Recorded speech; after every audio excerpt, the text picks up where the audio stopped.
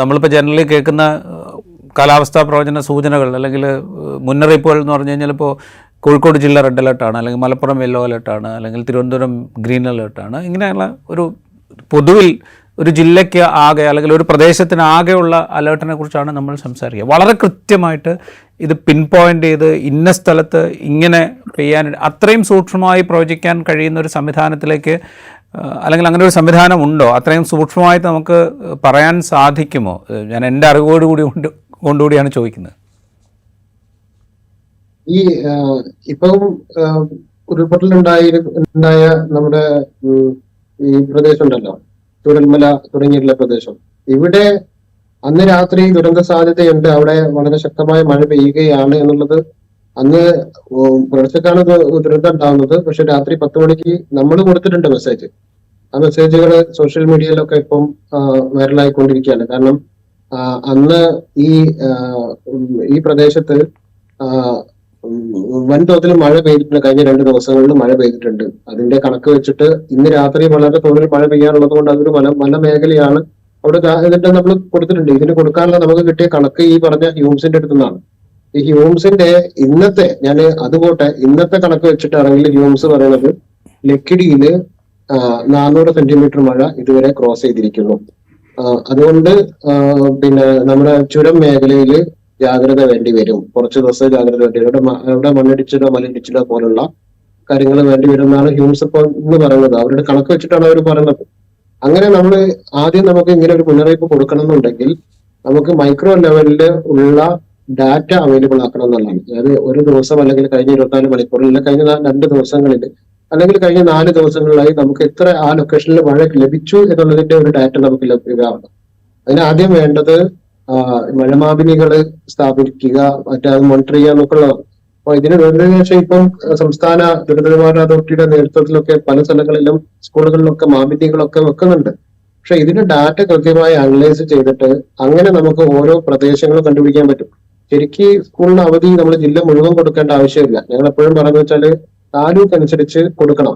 ഒരുപക്ഷെ കോഴിക്കോട് നഗരത്തിൽ മഴ പെയ്യുന്നുണ്ടാവില്ല, വെയിലായിരിക്കും, വലിയ പ്രശ്നങ്ങളില്ലെങ്കിൽ ജില്ലാ കളക്ടർക്ക് കോഴിക്കോട് നഗരത്തിലെ അവസ്ഥ വെച്ച് ചിലപ്പോൾ അവധി കൊടുക്കുന്നുണ്ടാവില്ല. പക്ഷെ അതേ സമയത്ത് കിഴക്കൻ മേഖലകളിൽ ഭയങ്കര തോതിൽ മഴ പെയ്യുന്നുണ്ടാവും. അപ്പൊ ഇത് കണ്ടുപിടിക്കാൻ നമുക്ക് ഓട്ടോമാറ്റിക് വെതർ സ്റ്റേഷനുകൾ, OAWS ഇപ്പൊ അവൈലബിൾ ആണ്. അത് നമുക്ക് ഓരോ മണിക്കൂറിലും എത്രയെന്നുള്ളത് കണ്ടുപിടിക്കാൻ പറ്റും. പക്ഷെ പലപ്പോഴും 2018 ഫ്ലഡിന് ശേഷം 2019 ഒരു കൃതി ഇന്റർനാഷണൽ നോളജ് ടെസ്റ്റ് ഉണ്ടായിരുന്നു കൊച്ചിയിൽ വെച്ചിട്ട്.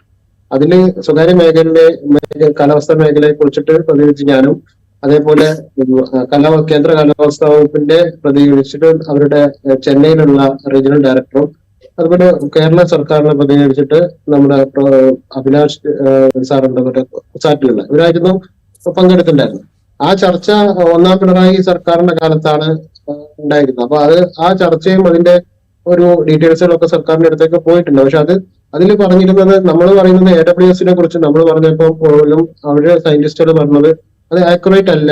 നമുക്ക് പഴയ രീതിയിലുള്ള മാനുവൽ ആയിട്ടുള്ള ഇന്നിപ്പോ മഴ പെയ്തത് എത്ര നമ്മുടെ നാട്ടിൽ മഴ പെയ്തത് നമ്മൾ അറിയണമെങ്കിൽ നാളെ രാവിലെ 8:30 കണക്കെടുത്താലേ അറിയുള്ളൂ.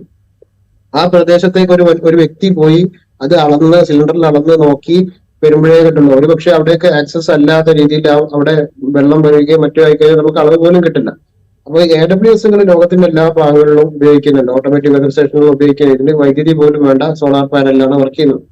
അപ്പൊ അതിനെ എതിർത്തിരുന്നെങ്കിലും പിന്നീട് കാലാവസ്ഥാ വകുപ്പ് തന്നെ എന്ത് ചെയ്തു, അതിനുശേഷം കേരളത്തിൽ AWS വെച്ചു എന്നുള്ളതാണ്.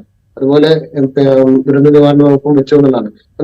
അതായത് നമ്മുടെ മെട്രീറ്റ് പോലുള്ള സ്ഥാപനങ്ങൾ, അതുപോലെ നമ്മുടെ നിരീക്ഷണം, നമ്മൾ എപ്പോഴും കൂടുതൽ ഡാറ്റ ഒരിക്കലും ഇവിടുത്തെ ഡാറ്റകൾ ഉപയോഗിച്ചല്ല നമ്മൾ കാലാവസ്ഥാ പ്രവചനം നടത്തുന്നത്. നമ്മുടെ ഇന്ത്യൻ സാറ്റലൈറ്റുകൾ നമ്മൾ വളരെ പരിമിതമായി ഉപയോഗിക്കാറുള്ളൂ. കാരണം ഉപയോഗിക്കാനുള്ള IMD ലോക്ക് ചെയ്തിരിക്കുകയാണ്.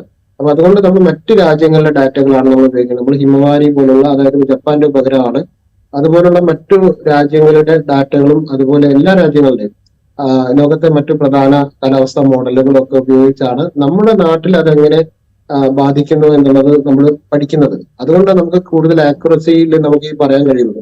അപ്പോൾ ഇത് സർക്കാർ തലത്തിൽ കുറെ നിയമ നൂലാമാലകൾ ഇപ്പോഴും ഉണ്ട്. അതായത് ഇപ്പൊ സംസ്ഥാന സർക്കാരിന് ദുരന്ത നിവാരണ വകുപ്പ് ഈ പറഞ്ഞ ഹ്യൂംസ് ആയിട്ടും അതുപോലെ മെറ്റ്മീറ്റ് ആയിട്ടും ഉൾപ്പെടെയുള്ള ഒരു 10-20 വിദഗ്ധരുമായിട്ട് ചർച്ച ചെയ്യുന്നുണ്ട്. അതിനൊരു ഗ്രൂപ്പും സംവിധാനങ്ങളും ഒക്കെ ഉണ്ട്. അതിന്റെ ഒരു മീറ്റിംഗ് തിരുവനന്തപുരത്ത് നടന്നിരുന്നു. അപ്പൊ അതിൽ നമ്മൾ ഇപ്പോഴും ചർച്ച ചെയ്ത് ഓരോ ലൊക്കേഷനുകളും മറ്റുള്ള കാര്യങ്ങളും നമ്മൾ ദുരന്ത നിവാരണ വകുപ്പിന്റെ മെമ്പർ സെക്രട്ടറി ഉൾപ്പെടെയുള്ള ആളുകൾ അറിയിക്കുന്നുണ്ട്. അവര് നടപടികൾ സ്വീകരിക്കുന്നുണ്ട്. പക്ഷെ അവർക്കും നടപടികൾ സ്വീകരിക്കാൻ കുറെ നിയമ പ്രശ്നങ്ങളുണ്ട്. ഈ പറഞ്ഞ നമ്മുടെ ദുരന്തം നടന്ന ഈ പ്രദേശത്ത്, അതായത് കഴിഞ്ഞ ദിവസം ദുരന്തം നടന്ന പ്രദേശത്തെ കുറിച്ച് അതിന് 2 ദിവസം മുമ്പ് ഹ്യൂംസ് അവർക്ക് റിപ്പോർട്ട് നൽകിയിട്ടുണ്ടായിരുന്നു.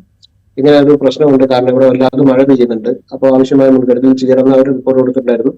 അത് അവർ ജില്ലാ തലത്തിൽ അത് കൈമാറിയിട്ടുണ്ട് എന്നാണ് തോന്നുന്നത്, ജില്ലാ തലത്തിൽ ഭരണകൂടം. പക്ഷെ അതിൽ കേന്ദ്ര കാലാവസ്ഥാ വകുപ്പ് ആ ദിവസം ഒരു പക്ഷേ റെഡ് അലർട്ട് അവിടെ പ്രഖ്യാപിച്ചിട്ടില്ലെങ്കിൽ അവിടെ നിന്ന് ആളുകളെ ഒഴിപ്പിക്കാനുള്ള ഉത്തരവിടാൻ ജില്ലാ കളക്ടർക്ക് കഴിയില്ല. അത് ഒരു ന്യൂനപാലിയാണ്. കാരണം കേന്ദ്ര കാലാവസ്ഥാ വകുപ്പിന്റെ നിരീക്ഷണ പ്രകാരം അന്ന് അവിടെ വലിയ മഴയില്ല, പ്രശ്നങ്ങളില്ല എന്ന് പറഞ്ഞു കഴിഞ്ഞാൽ അവിടെ നിന്ന് ഒരാളെ നിർബന്ധിച്ച് ഒഴിപ്പിക്കാനുള്ള ഒരു അധികാരം അവിടെ ഇല്ല എന്നുള്ളതാണ്. അങ്ങനത്തെ കുറെ പ്രശ്നങ്ങളാണ് നമ്മുടെ നാട്ടിലെ വിഷയം. പക്ഷെ നമുക്ക് ഈ മൈക്രോ ലെവലിൽ ചെയ്യാൻ സാധ്യമാണ് എന്നുള്ളതിന്റെ തെളിവാണ് ഈ പറഞ്ഞ കഴിഞ്ഞ ദുരന്തം നേരത്തെ തന്നെ മുൻകൂട്ടി കൊടുത്തു എന്നുള്ള അറിയിപ്പ് കൊടുത്തു എന്നുള്ളതും ആ നാട്ടിലെ കുറെ ആളുകൾക്ക് അങ്ങനെ ഒഴിഞ്ഞു പോകാൻ പറ്റിയെന്നുള്ളതും.